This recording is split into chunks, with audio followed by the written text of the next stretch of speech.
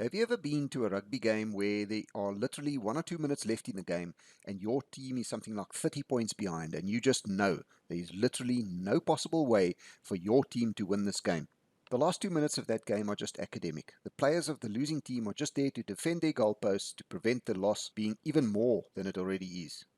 I'm sure that every single person listening to this right now understands and identifies with what I am explaining here. Let's compare this rugby game to the situation in South Africa right now. If you are a member of the minority groups in South Africa, but more specifically a white person, you are a member of that losing team. But in this case, the referee is a team member of the opposing team as well. I think you get the point here. Let's take a look at how futile it is for us to still be trying to win this game. Let's start with BEE.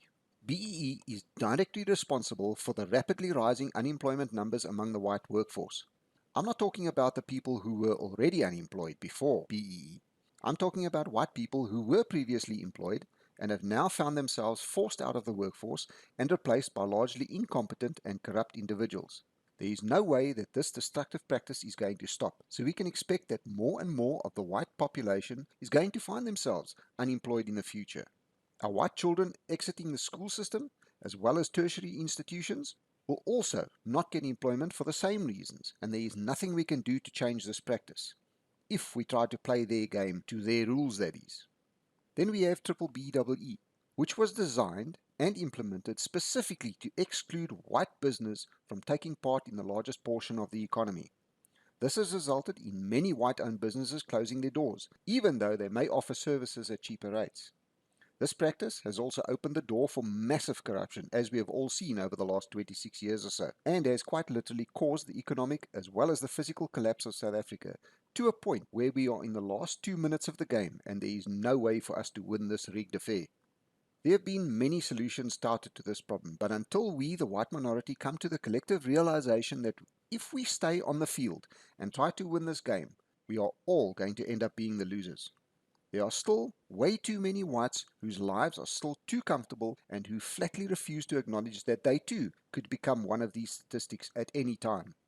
For the benefit of those whites who think that they are too high on the financial ladder to ever be affected by what is happening in South Africa, I have the following to tell you.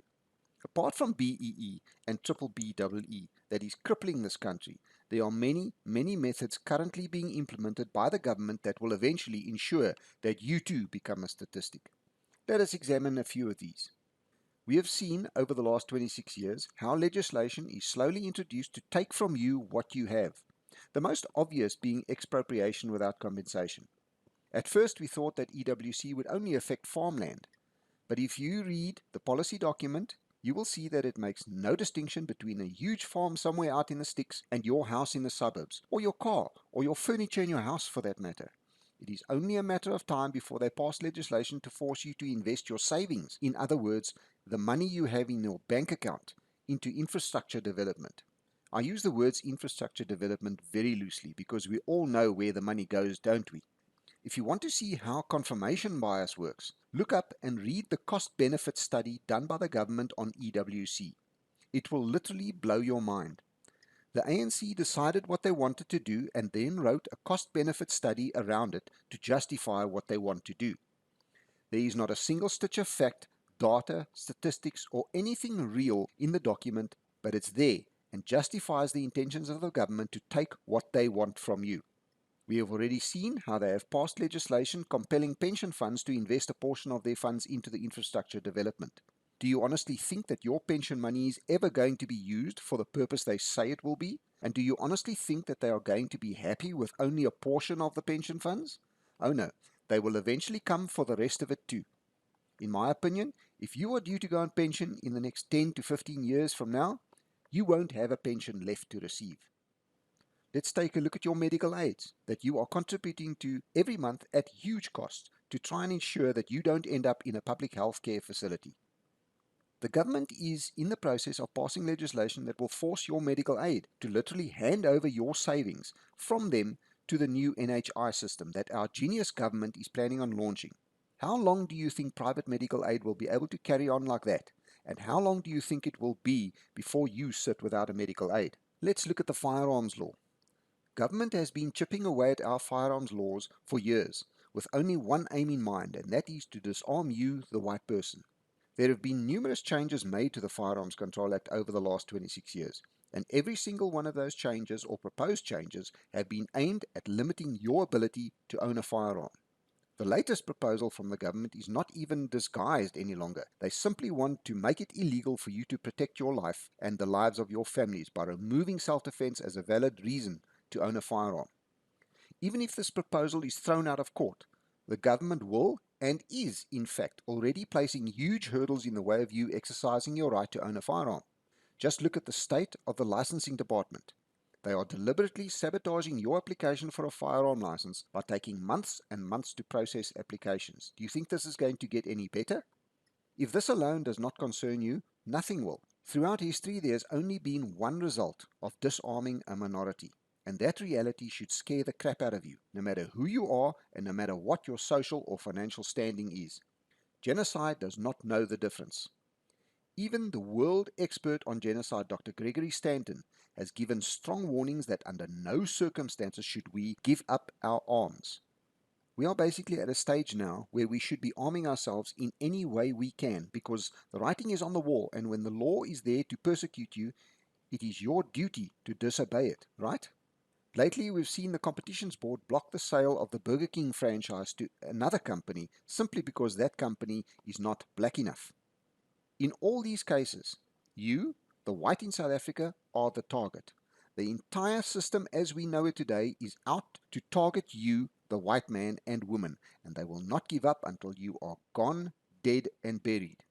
If you are a white person in South Africa and still think that for whatever reason you will be insulated from what is coming in this country, you have a rude awakening ahead of you. No matter what your social or economic status is, believe me, your turn is coming. If you look at all these factors, you have to come to only one conclusion, and that conclusion has to be that we are systematically being targeted and persecuted. There is no denying it, and if we keep trying to play this rigged game, we are sure to lose. Over the last 26 years of ANC rule, every single bit of legislation proposed and or passed was designed to restrict your and my freedoms, nobody else's. And in every case, we, the white minority, ended up taking a step back every time, even if a compromise had been reached on the matter. The ANC government has never had to take a step back, not once. That means that we have been willingly giving up our rights and freedoms one compromise at a time, always taking a step backwards. The question now is, where is the edge of that cliff and when are we going to step off the cliff? The ANC government wants you, the white man, gone, and gone for good. It's time you realize this. It makes no difference how rich you are, how big your house is, or how high your walls are. You have a target on your back, and they will eventually get to you. We whites are the targets of farm attackers, home invaders, hijackers, kidnappers, burglars, tax laws, employment laws, commerce laws, you name it, and we are the targets, nobody else. I don't know of a single law passed or a proposed change to the law over the last 26 years that has not targeted the white population of this country. Think about it for a minute. Every new law or proposed change to the law has been made to target you, the white man, in South Africa. We simply cannot be a part of this any longer, people. If we, the white population, want to not only survive here, but live a meaningful life, we simply have to somehow separate ourselves. We have to get out from under the control of a useless, clueless, corrupt and parasitic government. We have to put ourselves in a position where the government has no power over us, where they are not able to pass legislation that is there for one reason and one reason only, to restrict our freedoms and to sabotage our own progress. We simply have to take control of our own destiny. There is no other way, and time is up. We have to do it now, right now. So how do we go about this? Well, firstly, we have to prioritize things. For me, the number one priority right now is this latest proposed restrictions to the Firearm Controls Act.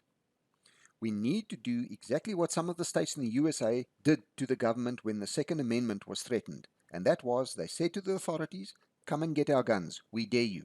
This has to be our stance. We have no other choice.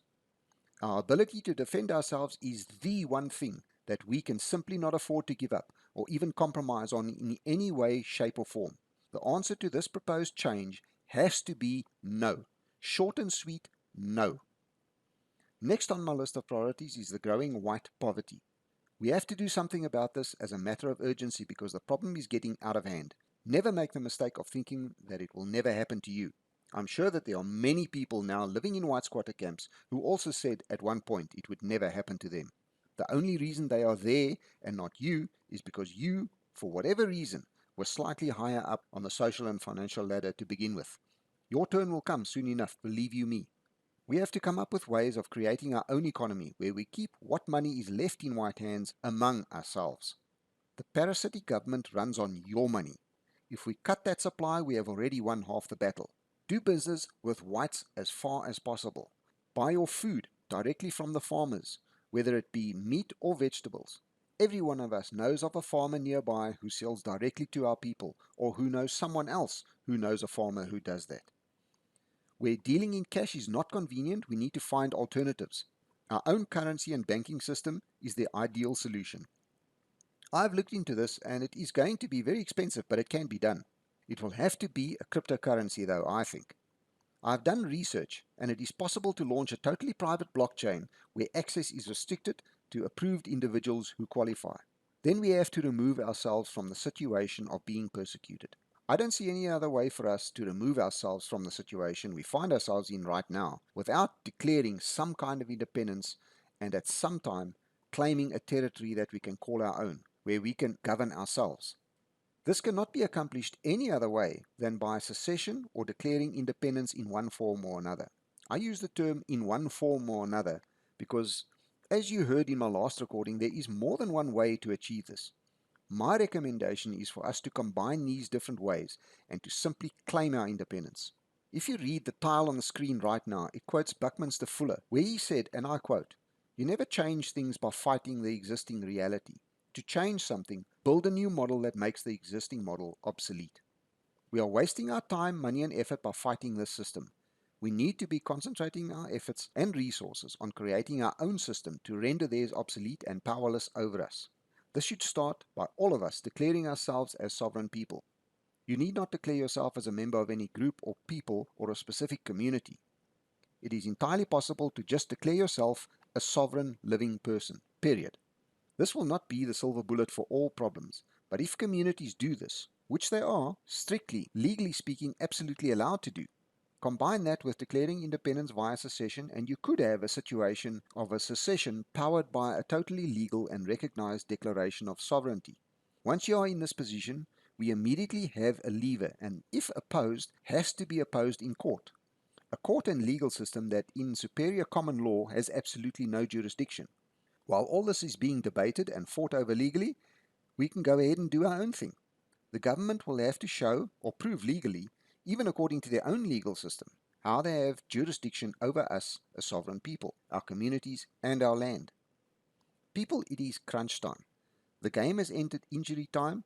There are only a few minutes left in this game, and we are not going to win this game by playing to their rules, with a referee that is a member of the opposing team to begin with.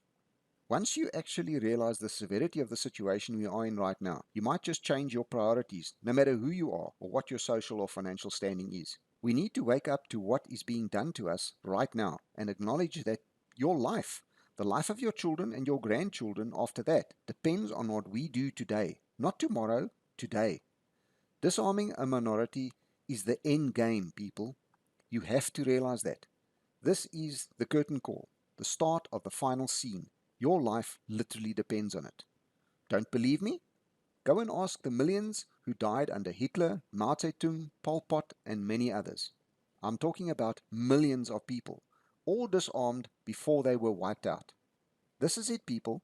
What you decide today could very well determine whether you and your family live or not. Are you willing to take the chance and see what happens? I'm not.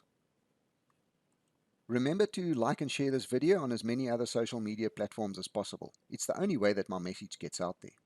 If you have not subscribed to my channel yet, do it now. You have absolutely nothing to lose. If you would like to make a contribution to my channel, in the description field I have provided ways in which both local as well as international listeners can make a contribution. If you would like to make a crypto contribution, also in the description field I have provided a Bitcoin as well as an Ethereum wallet address. If you would like to contribute any other crypto, simply send me an email to the address also provided in the description field and I will send you the relevant wallet address. For those comfortable using Zapper, simply pause the video whenever you see the Zapper code and scan it. Any and all contributions will be greatly appreciated. To all the amazing people who do contribute to my channel, I say a huge thank you. Your contribution is greatly appreciated. Until next time, be safe out there.